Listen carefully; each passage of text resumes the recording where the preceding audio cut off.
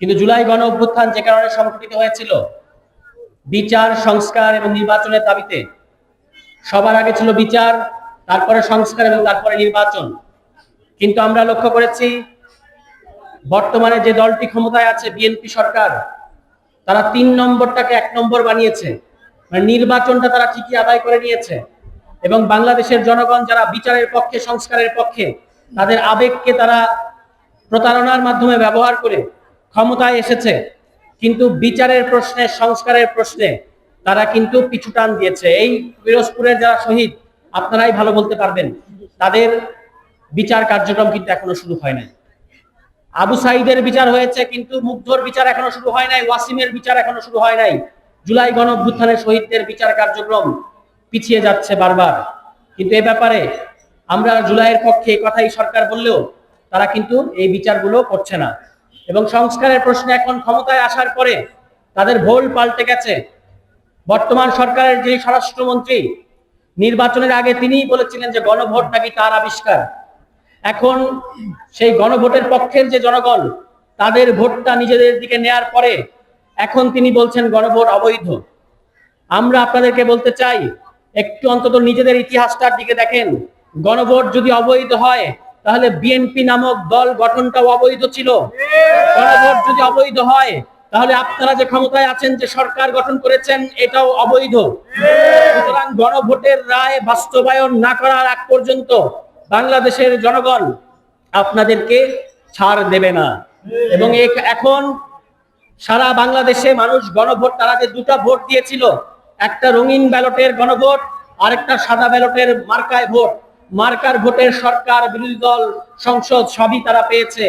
কিন্তু রঙিন ব্যালটের যে সংস্কার হওয়ার কথা, যে জুলাই সনদ বাস্তবায়ন হওয়ার কথা, সেটা যেহেতু বাস্তবায়ন হচ্ছে না, সারা বাংলাদেশের জনগণ বিএনপি সরকারকে একটি ভণ্ড ও প্রতারক সরকার হিসেবে চিহ্নিত করেছে। জুলাই মাসে এমনই এক গণহত্যা আওয়ামী লীগ সরকার চাপিয়ে দিয়েছিল যে পুলিশের সন্তানকে গুলি করতে বাধ্য হয়েছিল পুলিশ। আপনারা যাত্রাবাড়ির শহীদ তাইমের কথা মনে করে দেখেন। একজন এসআই এর ছেলে ছিলেন, তিনি আন্দোলনে যাওয়ার পরে পুলিশের গুলিতে তাকে শহীদ হতে হয়। এবং তার বাবা এসআই মইদুল সাহেব তার ঊর্ধ্বতন কর্মকর্তাদেরকে তখন ফোনে বলেছিলেন, স্যার, আমার ছেলেটাকে গুলি করতে কয়টা গুলি লাগে? একটা মানুষকে হত্যা করতে কয়টা গুলি লাগে? তাহলে বুঝে দেখেন আওয়ামী লীগ বাংলাদেশের মানুষের সাথে কি করেছে, যে এমনকি পুলিশও বাধ্য হয়েছে পুলিশের সন্তানের দিকে গুলি করতে। বাংলাদেশের যারা পুলিশ, বাংলাদেশের যারা র্যাব, বাংলাদেশের যারা আইন শৃঙ্খলা বাহিনী, তারা তো মঙ্গল গ্রহ থেকে আসে নাই, তারা এই সমাজের মানুষ, তারা এই সমাজেরই মানুষ, আমাদেরই ভাই, আমাদেরই চাচা কিংবা আমাদেরই আত্মীয় স্বজন।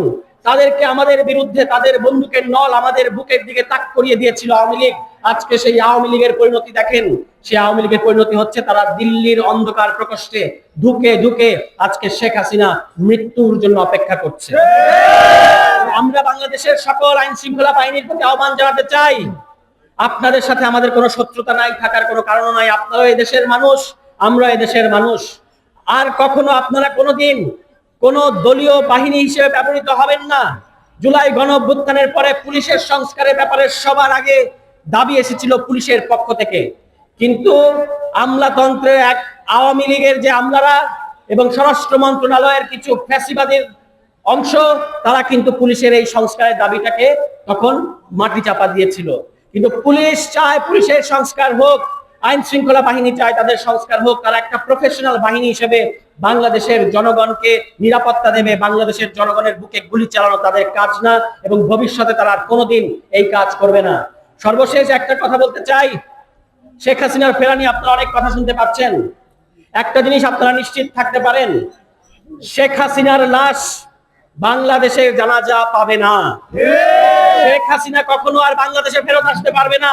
তাকে ওই দিল্লির অন্ধকার প্রকোষ্ঠেই মৃত্যুবরণ করতে হবে, এবং তার লাশ ভারত এবং দিল্লি পানিতে ভাসিয়ে দেবে।